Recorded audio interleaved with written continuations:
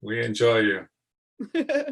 Welcome everybody to the Santa Clara Valley Open Space Authority, and we're so excited. Okay, I'm so excited. So welcome artist Edward Rooks. So I had the pleasure of meeting Edward a couple years ago, actually, through a mutual friend, Amy. So thank you, Amy, if you're out there, for introducing me to Edward, because it's been awesome.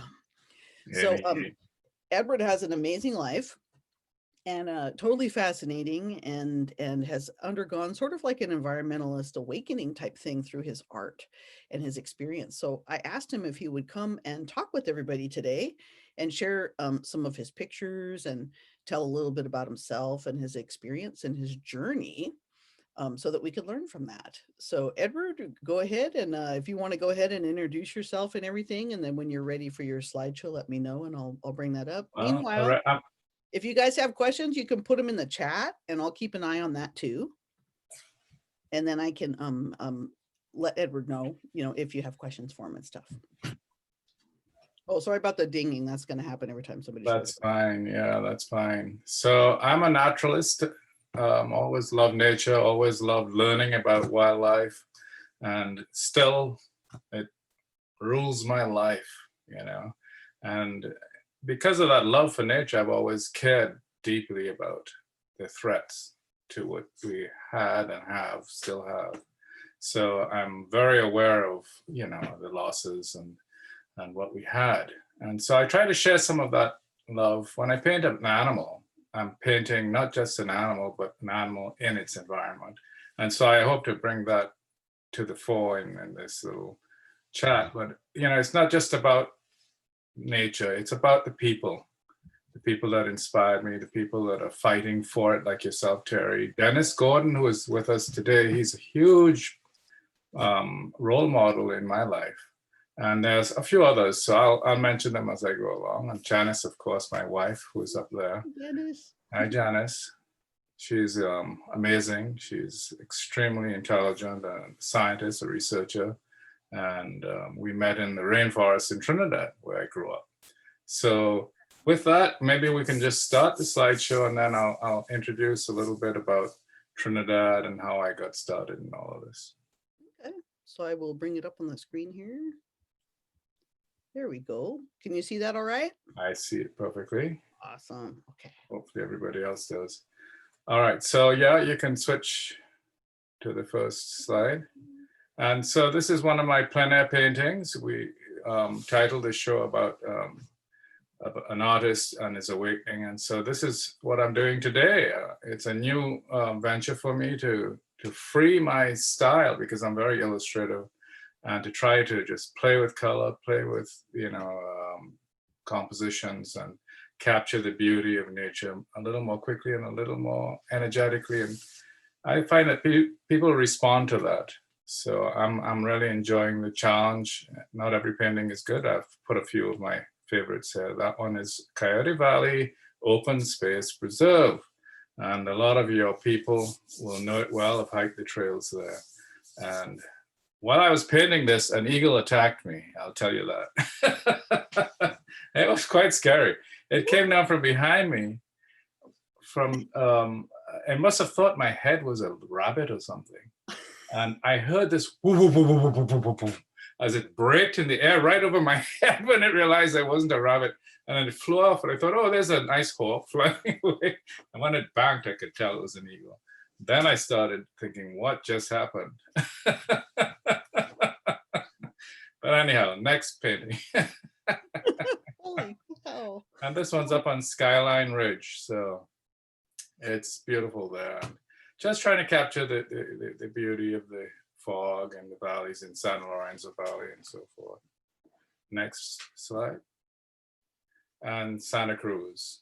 We know the beauty of Santa Cruz, so everybody wants to go there in the summer. And this was just recently, a year ago. And I go there with the Santa Clara Valley Watercolor Society that I joined so that I can add to my community when I'm here in California and get experience and learn from others. And so for me, meeting people is very important, and that's how a lot of my life has been, how you make these changes in your life through other people and meeting other people. And so I've enjoyed thoroughly my time with them. And if you switch to the next slide, this is the blog that comes out after we go out together and paint together. And of course, right now it's a smaller group. I haven't been out since COVID, but they're still active and they're still posting. Okay, next slide. I grew up in Trinidad and Tobago, and you can see on the map, Trinidad is down there, Venezuela on the bottom right. Thank you. You got the cursor. And you can see California. I put California up on the middle left over there, just to give you a sense of the thousands of miles distance, Caribbean Sea in between. And it's right off of Venezuela down there on the right. And Trinidad, because of that, it's more influenced by the biological diversity that you will find in the Orinoco River Delta. Venezuela is very rich in wildlife, a lot like the Amazon, which is just south of that. And so Trinidad, when I was growing up in Trinidad, the forests, not just the forests and the savannas were full of wildlife diversity, but also and tropical wildlife diversity, so toucans and so forth. But the oceans, all the tropical fish and all of that. So it was spectacular. It still is spectacular. It's changing, but it's very diverse. And as you go up the islands, you get fewer and fewer animals as far as diversity of types, because they're isolated up in the ocean. All right, next slide. Trinidad's economy is based mostly on oil and natural gas now. And it has been for a very long time. It's a long history of oil production and refining and exporting of oil products. And you can see all these pipelines on this map and all these different fields where they're drilling for oil on land and out to sea. So I grew up watching this grow, this whole economy grow, and watching the pollution from it and the politics of it affect the island in many ways. So I'll talk a little bit about the changes that I've seen happen there. But it's a very important part of Trinidad's economy, so it's not something that's going to go away. Okay, next. All right, so this is just sort of showing you where I grew up and some of the important places for me, and I'll try to give a little bit of an explanation. The green stuff is forests and swamps. And the mountains up at the top part of the island there, this is just the northwest corner of Trinidad, where the capital city of Port of Spain is. And so I grew up near Port of Spain. But when I grew up, all of these gray areas are development. So buildings and houses. And I grew up in that valley called Diego Martin. It's that long gray stretch up through the mountains there. Well, when I grew up, it was green.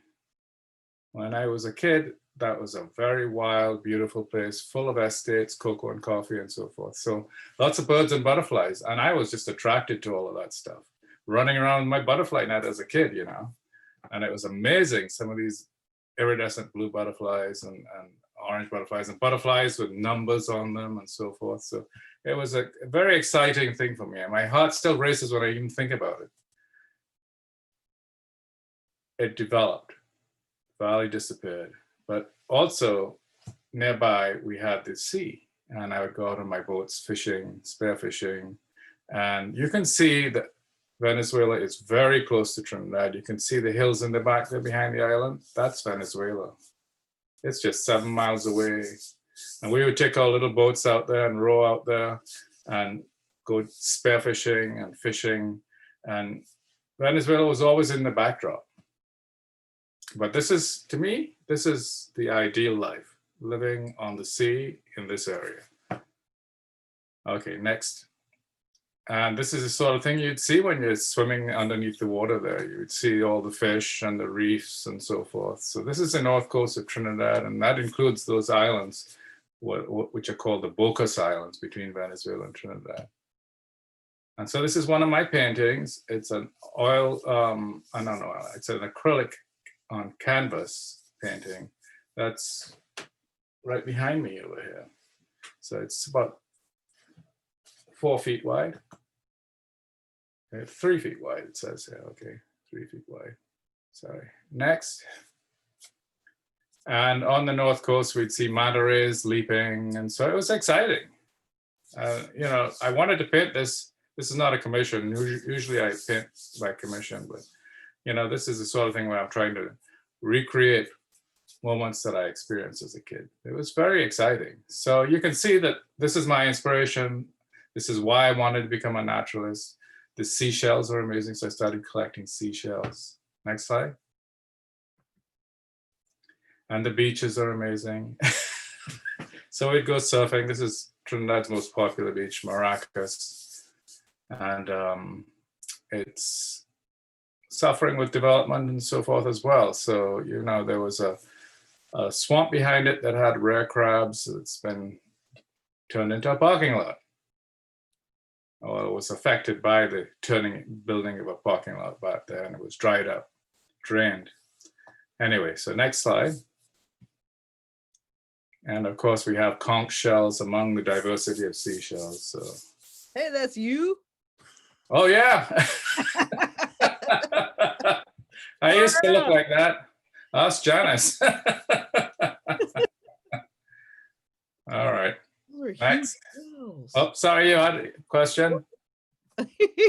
No, I'm like, those are huge shells. Yeah, they are huge. Creatures in there too. I'm like, what's that? Oh my god. That's the foot. Ooh. They're alive, and then you just put them back, right? Whoa. People eat them in Tobago. It's supposed to be protected, but they also sell the shells, which you're not supposed to do. And so, you know, I was talking with seashells and fish and so forth, but there was also butterflies, and the butterflies are amazing. And this is a very common event that I tried to record here. The little yellow butterflies, the sulfurs, these are called migrant yellows, and they migrate between Venezuela and Trinidad. So close, right? So we'd see rivers of these butterflies moving between the island and the mainland, you know, and it happens every year. You know, some people notice it, but most people don't. Right now in Trinidad, there's a moth migrating, and it's one of the most beautiful moths in the world. It's called the white-tailed page down there. It's a bright green and black striped moth. It's with white tails. Wow. Oh yeah, there's a butterfly on my head in that picture. That's why that picture of me in my goggles. So there's the butterflies are flying over the water, and they're landing on everything, including plastic waste on the beach. Okay, next slide. And of course, coming up into the hills, the mountains are covered with tropical rainforests. And I spent a lot of my time learning about birds and animals, other animals that lived in this rainforest through outings arranged by a local naturalist club called the Field Naturalist Club, Trinidad and Tobago Field Naturalist Club, which was started back in the 1800s, late 1800s, early 1900s. So, you know, there's a long history of natural history in Trinidad, and a lot of animals are named from some of the research done in Trinidad over the years. So, including the research done by my wife, Janice. You know, it's quite an exciting place for research. And this photograph was taken at a nature center called Wright Nature Center that is in on a valley called the Arima Valley. And in that Arima Valley, just down to the left, down there in that photograph, hidden in that shadow of a cloud on the mountain there is similar research stations, a tropical research station that was built there back in the 50s by the New York Zoological Society and a man called William Beebe, who used to be the Attenborough of his time, the David Attenborough of his time. He went down into the deep oceans in a diving bell, and he went into Guyana and the jungles of South America and Trinidad doing amazing research and allowing others, encouraging others to come down and do research on birds and butterflies and all sorts of things. And so Simla is now part of the Wright Nature Center. They're both one organization. And there's still people coming there to do research today. Next slide. Ooh. And so as a boy, I said I was interested in butterflies and seashells. Well, I collected them.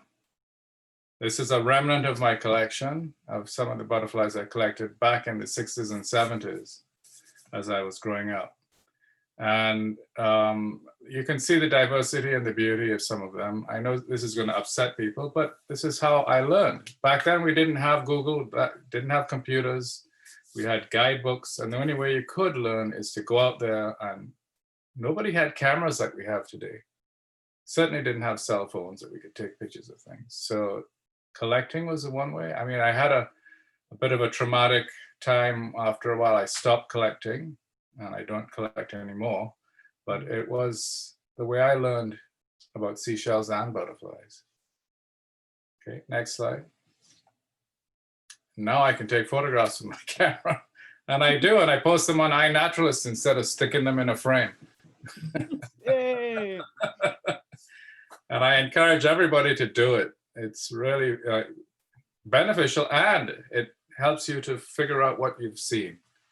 So you can see some of the incredible diversity. The morpho is about 4 inches tall, that butterfly up on the top left there.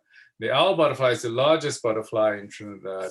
And you can see it has this startle pattern on it that looks like the eye of a predator. And in some species of these owl butterflies, they have what looks like the shape of a lizard on them that is attached to that eye. So they use it to open their wings suddenly and close their wings, and then they cryptic, they disappear, they look like a leaf, or they startle the predator, a snake or a lizard or something, with that big eye. In Trinidad, we call that, when I was growing up, not the owl butterfly, we call it the 6 o'clock, because it always flies at 6 o'clock in the morning and at dusk. So in the evening or in the morning, you would come out into the forest and you see these things fluttering, huge butterflies fluttering around in the forest. It's really cool. The peacock is one of the most common butterflies in Trinidad. And the dynamine sailor is just a beautiful iridescent green butterfly, small. Most people would not know it in Trinidad, but it's quite common all over the island. Okay, next. And I had the good fortune of collecting this specimen at the time, which was then named for a friend of mine who collected the first specimen of it, and it became a new species for Trinidad, based on my specimen. So it's now in a collection in the UK, the holotype. And it's named after Scott Alston Smith, so it's Alstonii. It's not Edward I. That's very cool. Okay, next.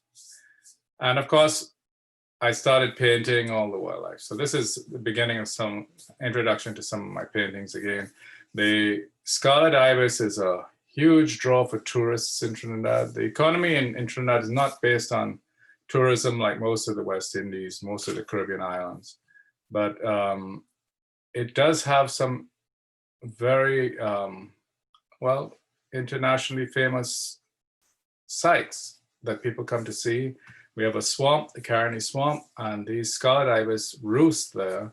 And when I was a kid, you'd see 5,000, 10,000 of these things flying in at the dusk, in the sunset, and landing in these mangrove trees. And you'd go out in these boats, and they still do it today, but you know, it's far reduced. The numbers are now down into the low thousands, and it was up into the tens of thousands when I was a kid. But they're hunted all throughout their range and eaten. So there are threats. Next slide. Ooh. And of course, the birds that got me hooked on bird watching. The toucans. It excites everybody that sees their first toucan in the wild. And this is a painting that's probably about 18 inches tall. Okay, next slide. So my parents were key, of course, talking about people and influence and stuff. It's my father and mother when I was born back in the 50s and early 60s. And they always took us out. And so that really was the basis of my love. My father was very interested, especially in nature. And so he introduced us to the sea and the rivers and the forests and so forth. Next slide. And so I started painting back in the 70s, painting the scenery and so forth. This is one of my earliest paintings. It's a watercolor, all on the wrong paper, and the style is kind of primitive, but you know, I was excited. I still feel the excitement looking at this, trying to capture that sunrise, you know, and that's Venezuela in the back there, by the way. Next slide. And before I went to college, I got together with some friends. There's Eddie Baptiste in the middle. I'm standing on the right. Eddie's in the middle. And Faryad and his sister Shireen on the left. And we were all artists, all painting nature. And Faryad arranged a little exhibition in Port of Spain. And we all managed to put together 30-something paintings. I have 3 dozen paintings or so. And we hung them in this little cafeteria in Port of Spain. And from that, I went to college. That little exhibition, I was working in a factory. I had no hopes of going to college. I met a person, the dean of the Syracuse University Art College, and he gave us all the opportunity to come up with scholarships or whatever. And so Faryad and I both took advantage of it, but Faryad dropped out and I stuck with it. And I did manage to get a bachelor's in fine arts from Syracuse University. Next slide. There it is, Syracuse University. Krauss College is the castle on the hill there. That was the center of the arts, visual arts. And Lyman Hall on the left, down on the far left there, was where I spent a lot of my time taking painting classes. Next slide. After college, I went back to Trinidad and continued to go out with the Field Naturalist Club. And I just wanted to put a little plug in here for the Field Naturalist Club. And Henry Caracciolo, the guy on the top right, is my great uncle, who was one of the founders of the Field Naturalist Club, and it's still going, which is quite exciting. And they're still taking people out, teaching them about nature, going on hikes, and it's, you know, how I grew up. It was what excited me, so I wanted to put that in there. And another major influence to me is David Rooks, my uncle. There he is, touching what he thought was a dead alligator, and asked me to put this illustration, do this illustration for him. He thought it was a dead alligator, but it wasn't. So that was a real incident. And he had the shock of his life when it suddenly snapped at him. Oh my gosh, I bet he jumped straight up. Yeah. Oh, wow. Okay, next slide. And there he is. After he died, he was eulogized by a good friend, Pat Turpin from Tobago. And he was also the president of the Field Naturalist Club for a while, and one of the founders, or the main founder of, well, Pat and him both, of the Environment Tobago, which is still running now. It's a group that works on environmental issues in Tobago. Very active, a lot of young people involved, which is great. It's good to see this, that, you know, youth have the amount of people involved with this, especially the youth, with nature and conservation and so forth in Trinidad and in Tobago. It's just expanding and expanding, and we need that, you know, because the issues are expanding and expanding. Next. Okay, so one of the things I did with the Field Naturalist Club and Uncle David and other friends from the Field Naturalist Club was go turtle tagging before it was popular. And this is one of my paintings. It's a leatherback turtle from the north coast of Trinidad, laying eggs, and they come there every year and lay their eggs in the spring and summer. So somebody commissioned me to do this painting after going down there with me on one of my trips down. Next. I started out, you know, painting nature on my own, and then I was hired to illustrate some of the articles that were posted in a magazine called Trinidad Naturalist Magazine, through a friend who was another naturalist member, the Trinidad field naturalist member, Stephen Mohammed. And this was the first issue of his magazine. It went on to publish, many, many issues over many years, and it's no longer with us, but it was an exciting time in my life to actually publish my work, not just to paint. So next slide, please. And this is one of the articles that I illustrated for the Naturalist magazine. This is about yellow fever in the swamps of Trinidad and the mosquito species.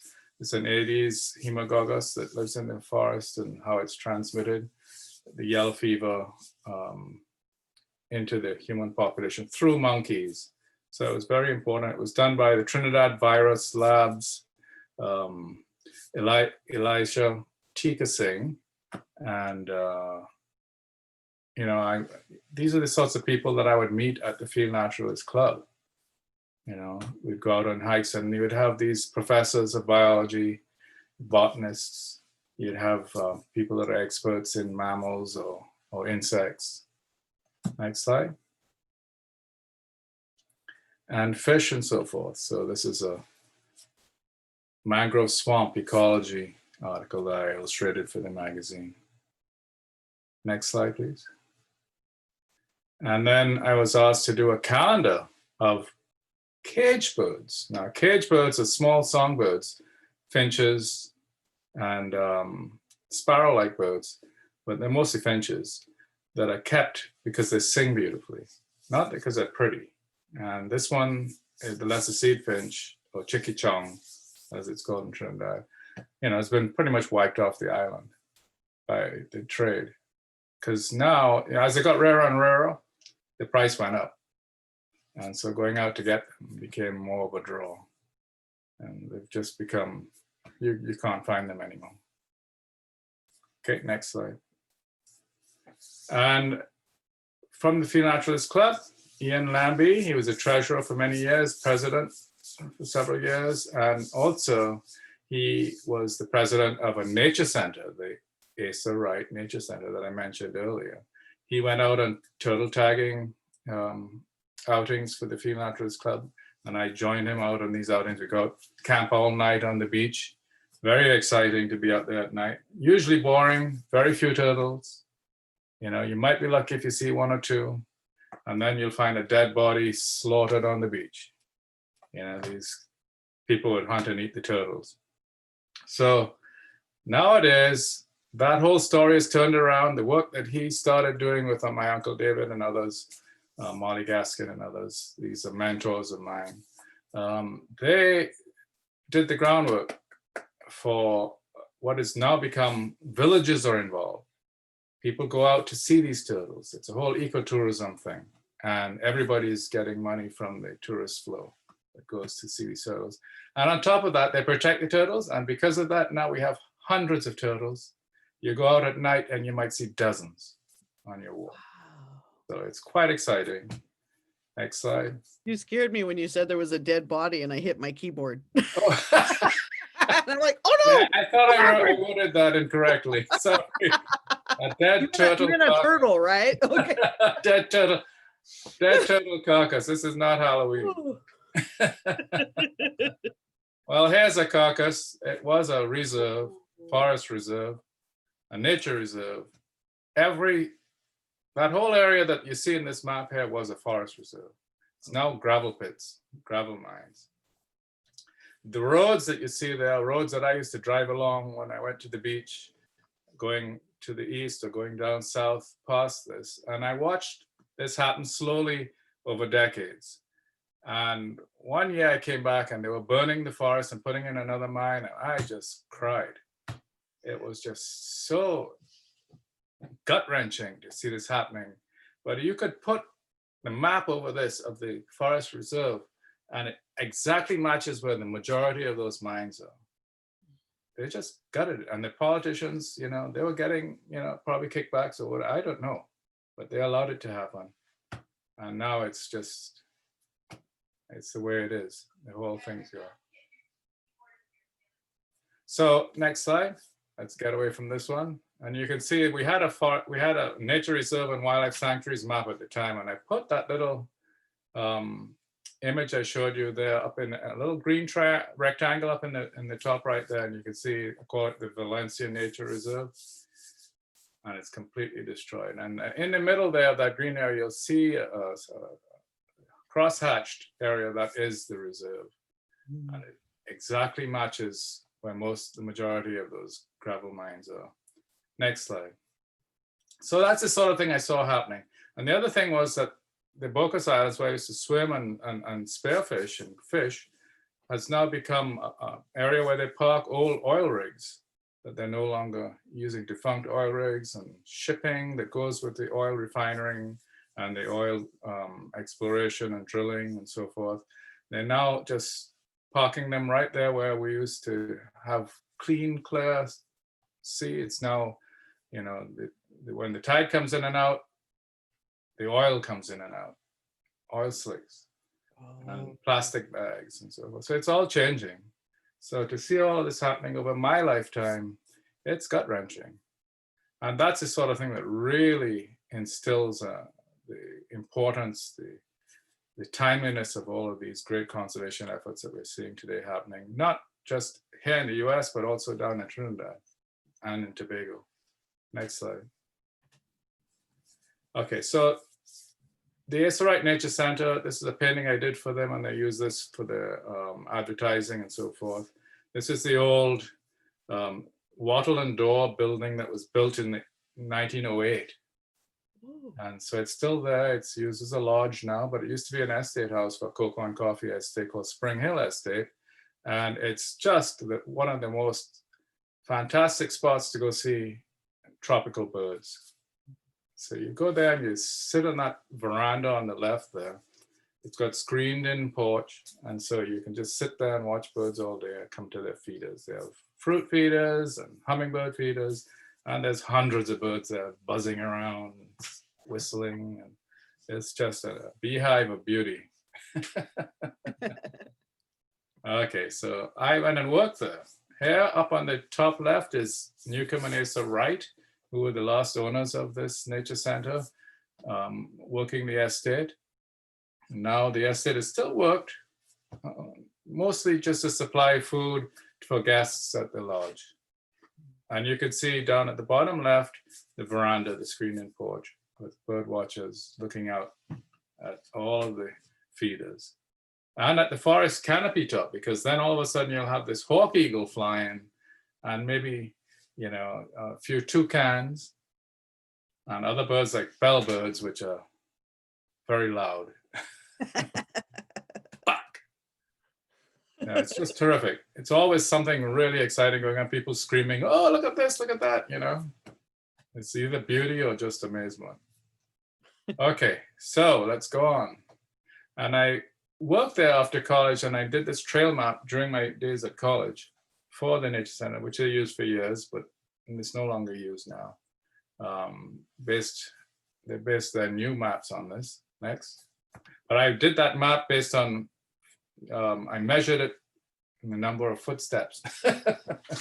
Each of those trails I had to walk it and measure how many footsteps. And take my compass, figure out the trails.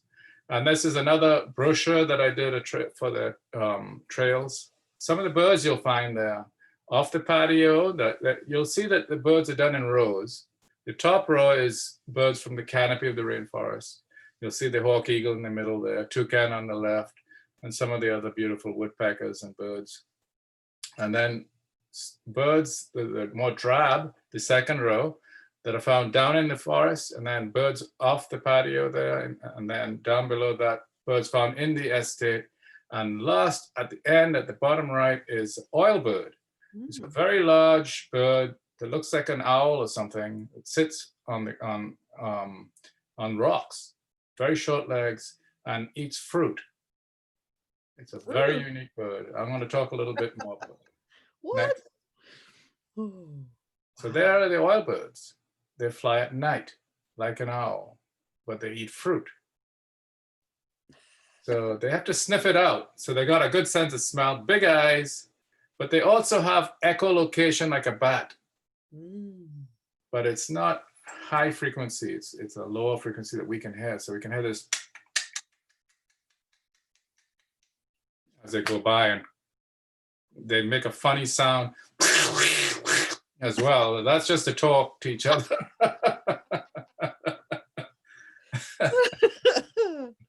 So they were known as the one who wails and moans. Oh. The guacharo. Some of the caves, there are only 8 caves in Trinidad that have these birds, they live in caves, are found along the coast. So I did this painting based on one of the caves at a place called La Vache Bay near Maracas Beach on the north coast of Trinidad. And they're coming out at night. The stars are coming out, the birds are coming out, and they're going to look for palm fruits. And you know how we have bay trees? That's the laurel family, the California bay. And those are very oily. They're like little avocados, right? Well, that's one of their favorite fruit. They love bay fruit or laurels. So they eat those. And they get very, because they eat palm and laurels, both are oily. The birds are oily. And their young are twice as heavy as the adults because they're full of oil. And they have to digest that oil. Okay, next slide. Very interesting bird, but that's why they're called oil birds. And they were named by this guy here, Alexander von Humboldt, who's very famous in South America because he did a lot of the early research on biological diversity found in South America. So he's very famous in South America and in Trinidad. And the oil bird was one of the birds that he collected and sent back to Europe to be named. Okay, so a very important guy. If you look at my last line on this, you can see that he came up with the idea of human-induced climate change in 1800. We've been arguing about climate change since 1800. Oh, man. It's not a new issue. Okay, next slide. Oh, who's that? That's the bellbird that I said was so loud. You hear their voice from a mile away, and they sit up in the top of the tallest trees and back, back, back, back, back, back, back. And that's the guy. The girl is green, and she's got a patterning on her, so she's just cryptic. She'll hide. She looks like leaves, but he's just a show off. He's out there shouting and screaming for girls, and then eating lots of fruit. But you hardly ever see the females. She's hiding. Okay, next slide. And the research that was done on a lot of these interesting birds that's similar was started by this guy here on the left. That was William Beebe, the Attenborough of his time back in the 50s. Okay, next slide. And on that similar, in that research station, it was called the similar biological research station, tropical biology research station. William Beebe did research on all sorts of insects and stuff, but this woman, Jocelyn Crane, was also very famous at the time, and this is a National Geographic magazine article on her work. These photographs are taken from that, and you can see she has this aluminum cage built at similar on the top left photograph with William Beebe paying young boys to go out and collect butterflies for her and for himself, and then her there with the butterflies painting different colors on their wings to change the color of their wings to do her research. So she did all this stuff on the influence of color and pattern on behavior and attractiveness of mates and so forth. Okay. And my wife's research was done on this insect. My wife's a biologist. She's an entomologist studying web spinners. And web spinners are most closely related to stick insects. Little insects that spin silk from their front legs. You see how he has front legs that are swollen like Popeye? I'm sorry. It's a she. That's a mommy, and her eggs are below her head there. She spun silk to protect those eggs. So at the time, Janice was doing research on this insect and doing research on that, what she was protecting the eggs from, how much time she spent protecting her eggs. And this whole idea of maternal care in insects is not a common thing. And so she was studying, what she was doing and what she was protecting them from.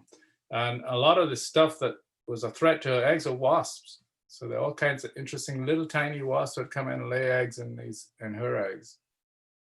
So that silk is protecting her from not just the wasps, but ants and lizards and birds and everything as well. She's covered herself completely with a coating of silk,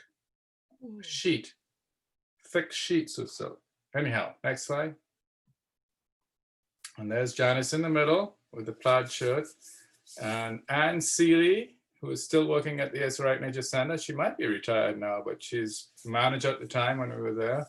Mukesh Ramdas on the right and still is a guide at Wright. And these are people I've known for years and years, decades. So good friends. And some of our guests that came down to walk the trails with us and to see nature in Trinidad. Next slide. And so this is a motmot, blue crown motmot, which is now called a Trinidad motmot. They found that the blue crown motmot, through genetics, they found that it was a much more diverse group. There were different species, and this was separated off of the mainland species. Next slide. I think there were 5 species listed under what was previously called the blue crown motmot species. And other little honey creepers, and this is a green honey creeper, beautiful birds that you'll see at the Wright Nature Center. Next slide. I did paintings when I worked at Wright, but I was a guide myself. I worked alongside Mukesh and Anne. So this is one of my early paintings from Wright of parrots. Next slide. Another parrot painting for that cage bird calendar. Next slide.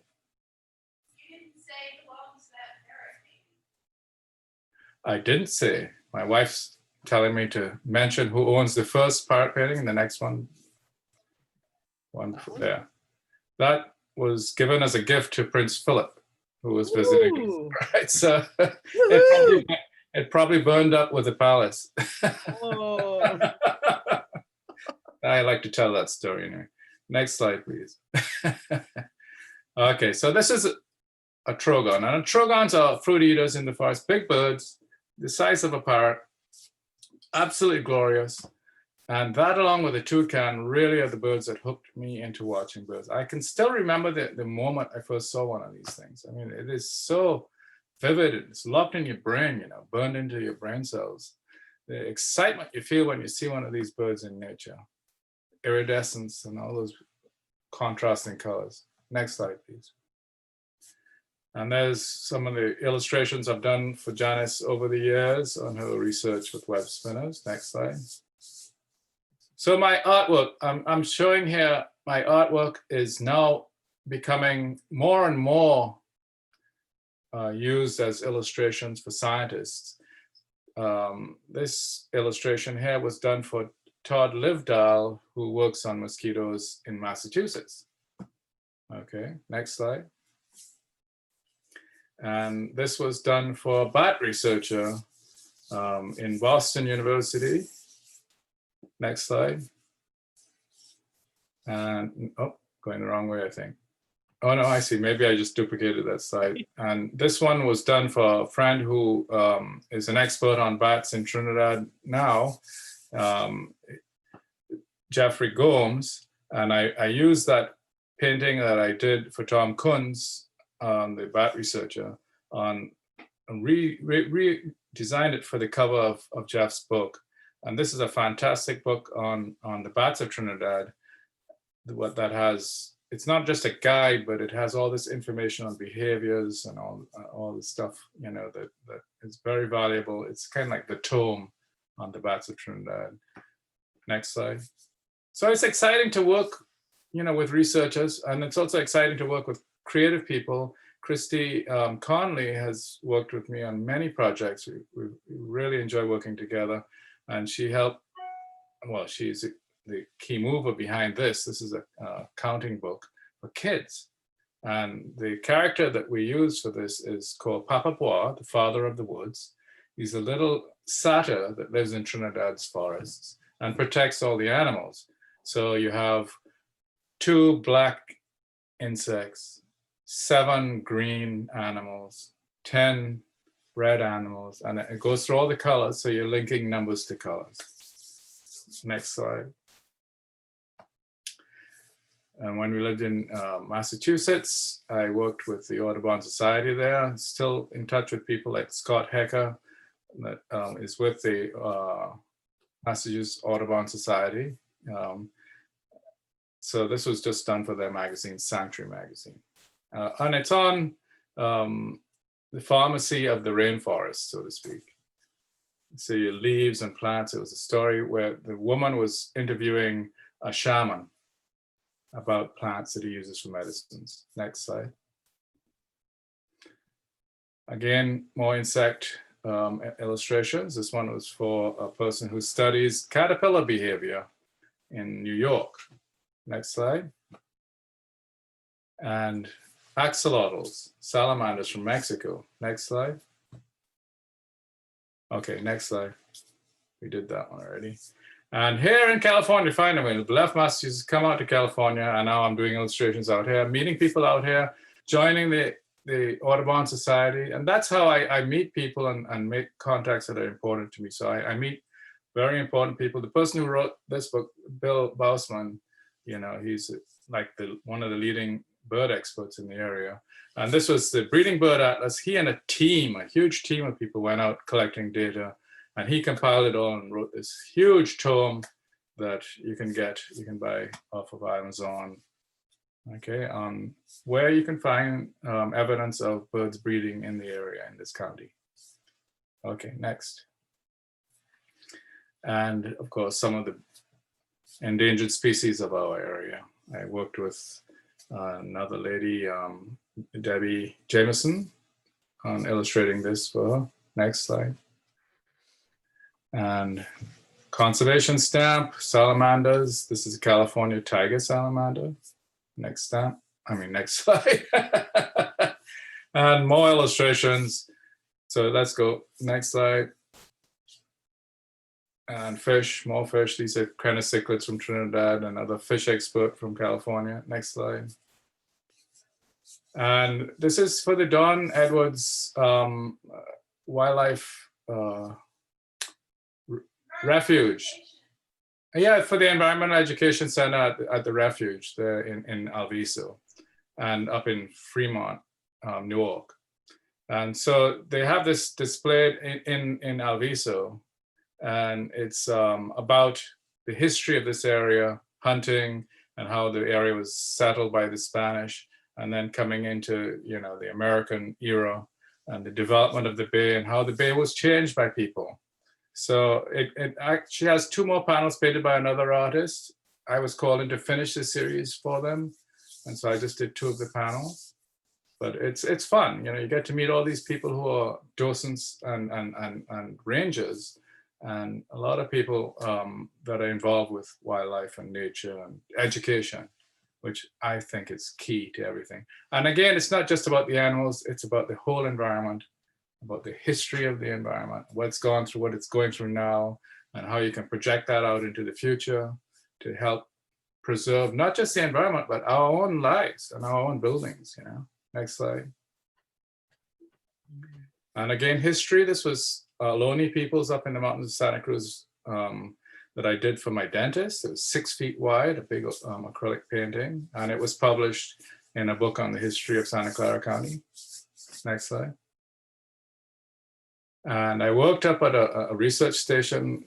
The California Natural Reserve System has a research station up in the mountains above you, Terry, above your house, up above Alum Rock, called Blue Oak Ranch Reserve. Oh yeah, yeah. You know it. Mm-hmm. And so yeah, you work right there next to it, you know, and you probably had to let those people through to get access, because their road goes right through the Alum Rock Park. Anyhow, so they had they wanted this, you can see on the photograph up on the top right, a little blue square on the building there. That's an old barn. And they have students come and stay there and do research. So just above the vehicle on the side of the building, it looks like a window, is actually this design that's on the left. And it was just a big metal thing they wanted to have on the barn that's sort of like a logo. And they put a little competition for kids to do the design for this logo. You know? And so I said, can I join? Me and a friend, Laurie West Roberts, I put her name down there on the bottom right. And she's a quilter. So she came up with the whole concept of the repeating pattern in the middle. And then I just put all these animals, and I put the sun and the rain and the fires and the smoke, because this is all the stuff that you study when you're studying the environment. It's not just about the animals, but it's about the whole ecosystem and how it interacts with the natural elements, you know. And they measure all of that stuff up there, up at 4. So they chose our design. We won. Didn't win much, but they have it up on the wall. Next slide. All right, so one of the key people in my life, it's been a huge mentor, a lot of fun, Doug Cheeseman and his wife, Gail. Amazing folks. And Doug used to teach at De Anza College. And Doug's son, Ted, has taken up a business that he started taking people on tours all over the world. So he's from Hawaii, so you take, people to Hawaii, and they take people to Africa, take people to Antarctica. He hopped his house to go pay for the first rental of the ship to take people down there. And he's been doing it ever since. I went on 11 trips with them to Antarctica, but I also led some tours for them to Trinidad and Tobago. These are eco tours. It's called Cheesemans Eco-safaris, their company. Next slide. And this is some of the stuff, some of the people I took down on one of their safaris to go paint in Trinidad and to look at nature. And then down on the bottom right, Janice and Dennis Gordon, who is with us today, led trips to Trinidad with professors of biology or chemistry or politics. And we would go down, take students down and interview people down there, go out, see nature and so forth. It was quite exciting. Next slide. So Doug Cheeseman's Antarctic trips, it was scary doing that, going down there for the first time and getting introduced to this wholly different thing. You can see this is just taken off their website yesterday. So they're advertising for 2023 already. Okay. So you too can go down with Ted and his staff. I was on staff with them. So next slide. And we went on this tour. You can see a line sort of making an interesting shape on the middle top of this map that I painted for the Cheesemans. That line describes our route. So we start at the bottom of South America, where those 2 black and white penguins are at the top left, at a place called Ushuaia. And we go out to the Falkland Islands, towards the middle top, a little bit to the left there. And then we see penguins there, albatrosses on their nests and so forth. And then we sail for a couple of days over to South Georgia Island, to the right top part of the map. And then down to the middle of the map, and then past the Orkneys. And if we're lucky enough, I can get access to the Orkneys, because that's where the sea ice usually starts. And more often than not, we're blocked from accessing the Orkneys. Then we go down to the peninsula. And then we spend a week or so on the peninsula, island hopping, bay hopping, before we're returning up to South America. So that's the trip. And you can see some of the animals that we see there: whales, seals, elephant seals, and leopard seals, penguins, several different penguins, gentoos, adelies, chinstraps, king penguins, rockhoppers, Magellanic penguins, and so forth. Wandering albatross, all kinds of fantastic animals and birds. Okay, well, birds are animals. Next slide. And this is our group. I am on the bottom right, down at the bottom in blue with a yellow bag, and that's the team. And some of these people are experts in history. The 2 folks on the left, Tim and Pauline Carr, lived on a little sailing boat for 25 years down in the Antarctic. Well, South Georgia island. I mean, they spent their winters in this ice. And that was their fun, was to go up into the ice skiing in the winter. They like cold. Southern Ocean. So we have professional photographers, we have biologists, we have a doctor in the middle there near me, and in the back you have more photographers and just explorers, you know, so historians. Everybody has their own expertise. We all give lectures. We all lead hikes, you know, so we all had our own different little duties, but we all drove boats. These little Zodiacs from the ship took people to shore and so forth. So it's quite an exciting trip. Next slide, please. And there I am driving my little boat, the Zodiac, with 12 people, and you can fit about 12 people in the boat. It's quite exciting. You see the iceberg. We cruise icebergs and so forth. Next slide. And then most of the landings are wet.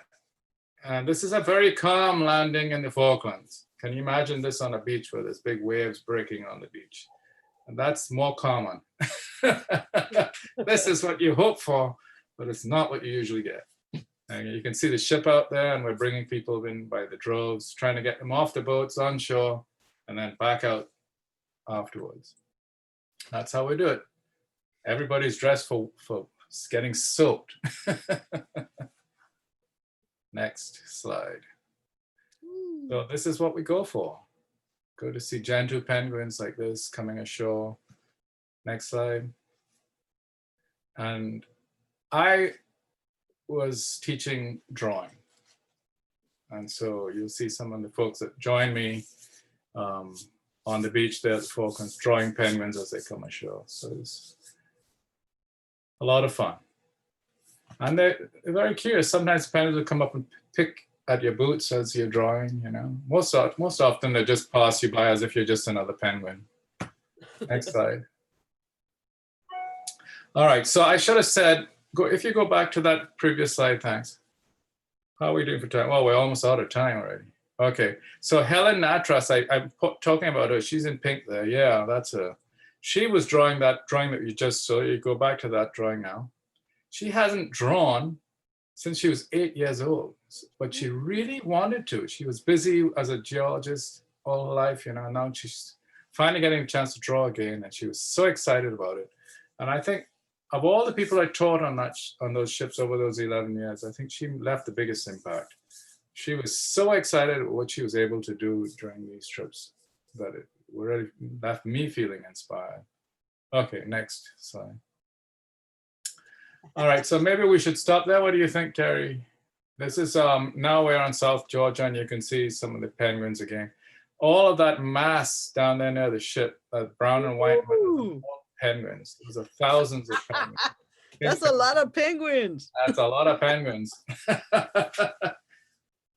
So, should we stop or go to the end? Or? It's okay if you want to keep going, folks. If you need to leave, it's totally okay. If not, just feel free to stay with us, and so you can keep going. It's all right if you're comfortable.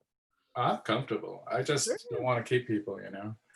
All right. Well, we only have a few more slides to do anyhow. I'm not sure what the number of slides we've gone through is yet, but just a few more Antarctic slides, I think. And if anybody has questions, please ask questions. So again, just finding a comfortable place in a very cold environment to sit and spend an hour, because it takes a while to draw, you know. And so we're out there. Janice has been out there drawing with me, so she knows it. Yeah, your butt can get really cold, and if you're in an uncomfortable spot, it can get really painful. Sitting there for a while. Often your leg would go to sleep, so you need to find something to sit on. Okay, next slide. Wow. And that's what we're drawing. These are king penguins on South Georgia Island. I mean, every place you land with the Cheesemans, it's just one spectacular place after another. Everybody's going, oh, this is my favorite. This is my favorite every day. This is my favorite place so far. It just gets more and more favorite. Okay, next slide, please.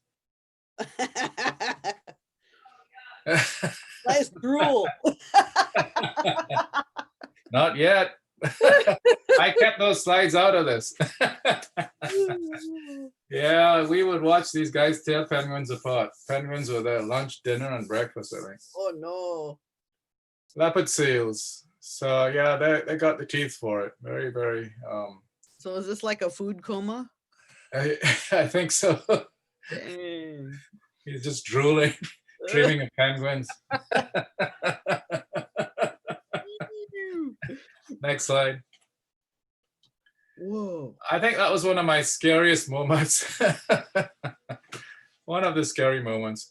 So I was just looking at this leopard seal swimming next to the other boats. And then all of a sudden, and the other boats have a lot of people on them, right?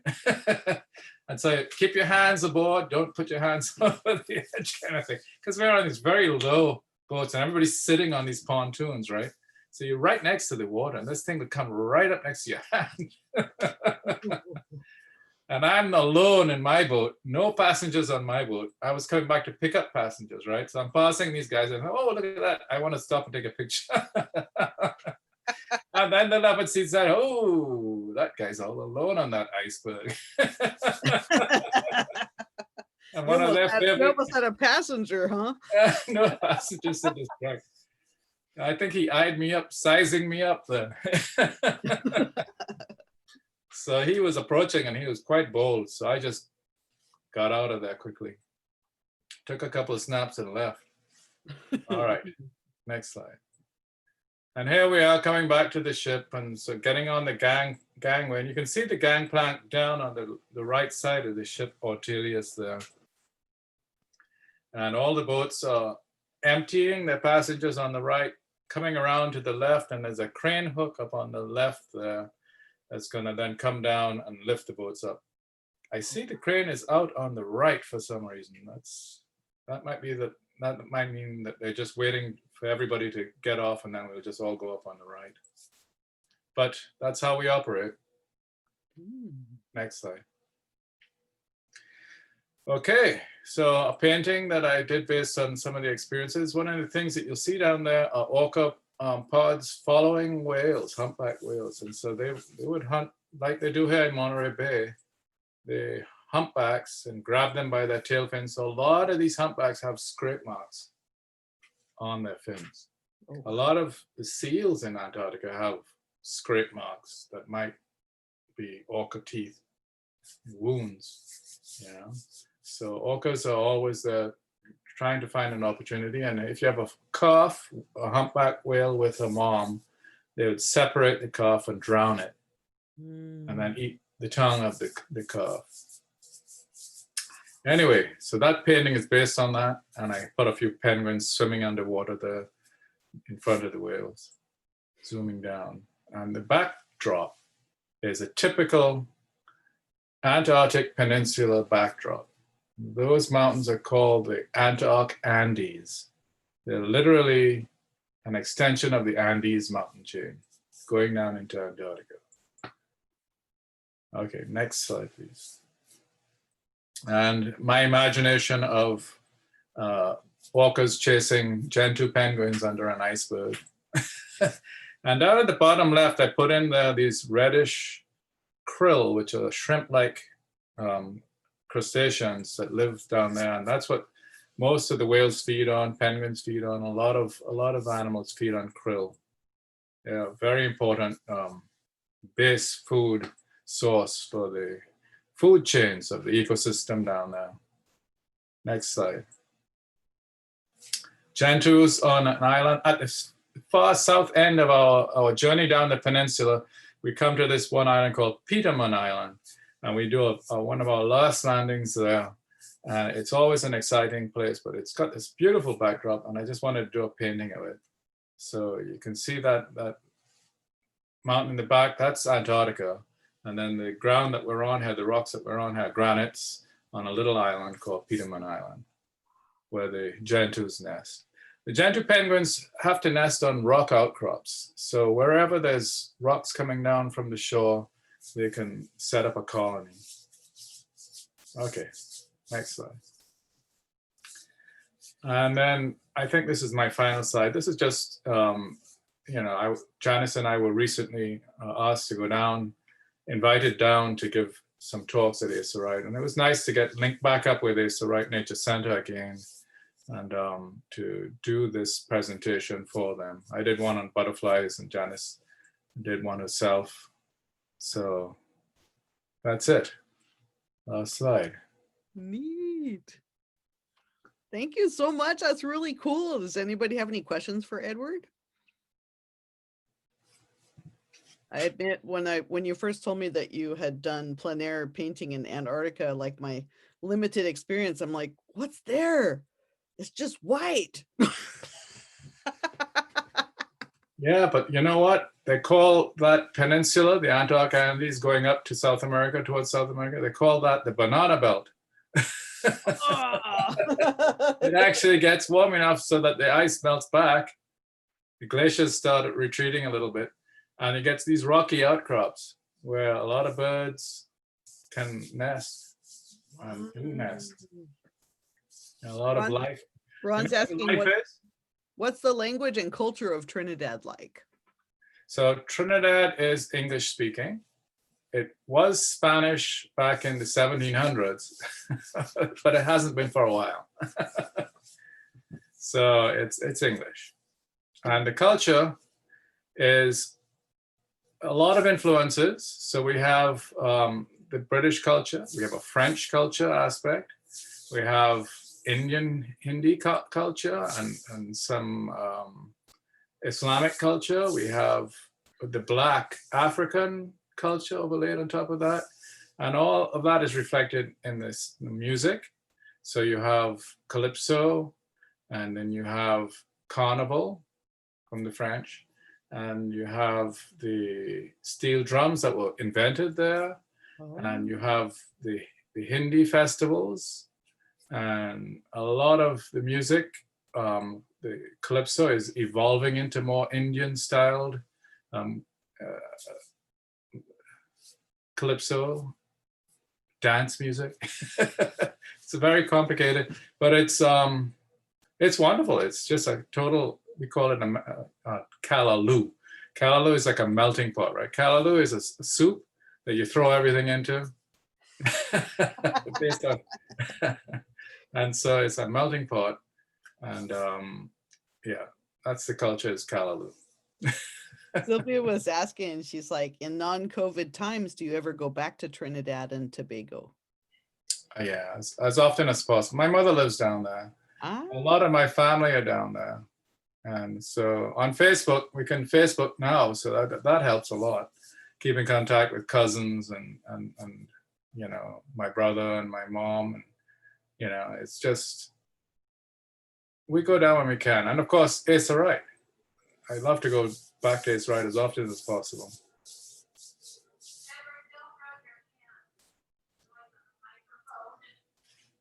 Thank you.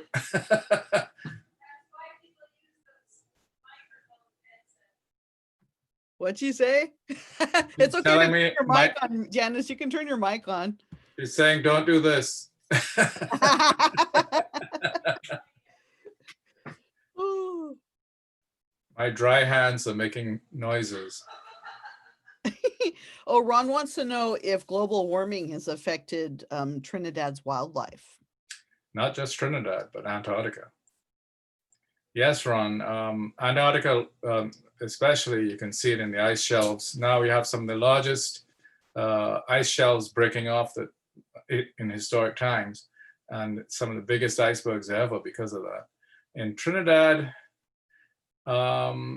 you'd have to talk to somebody there that's been there recently, more recently than I have.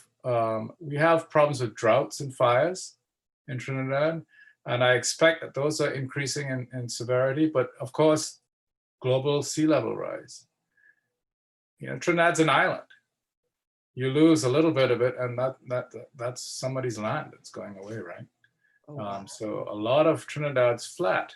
Trinidad geologically was part of a river mouth, and the Andes, the Occidental Andes, comes in the North Mountain Range in Trinidad. It's part of South America's mountain chain, and so that's high. And that's not going to be as affected by sea level rise. But the rest of the island is quite low. It's going to be washed away or flooded. There's a high risk for global warming affecting Trinidad. Janice is saying that it's hotter now in Trinidad, especially in the low elevation sites, and the insects that she studies are not able to handle heat. So she thinks that they're moving up higher into the mountains. Well, that's something she's studied, heat tolerance in her insects. And yeah, that can kill them. And so moving up is a term that I think is more reflective of the death of the insects that are down in the lower areas. And then the survivors are the ones who are up higher. And it's not really a movement so much as over time, you'll see a change in where they live. So you've seen like all of this over time where all this environmental degradation and things like that. So I can totally see why you're so into nature now, and that painting and your art has really helped with your awakening and paying attention to all of that. And I'm glad you're here. Well, you've become one of my mentors. And I'm glad I'm here too. And I'm so glad I met you. So is that Dennis? Dennis Gordon's asking, is Brazo Seco still available to visit when we can travel again? Yeah. Brazo Seco would love to have you, Dennis. Ron wants to know what brought you to the Bay Area. My wife. Oh. Following my wife on her journey. Thank you, Janice. She works at Santa Clara University. She Sweet. teaches biology. She's been teaching biology there since the early 90s, late 80s. So yeah, she has a long career at Santa Clara University. Cool. Well, I'd like to thank you for joining us today. Let's see how loud this is. But that's not so bad. Calypso. Thank you so much for joining us today, Edward. And thank you everybody for coming along. If you want more information, please go to the Open Space Authority website at www.openspaceauthority.org. And this will be posted on YouTube pretty soon, so you'll be able to watch it there too. Thank you, Edward. Thank you, Terry. Janice. Bye-bye, everybody. Bye.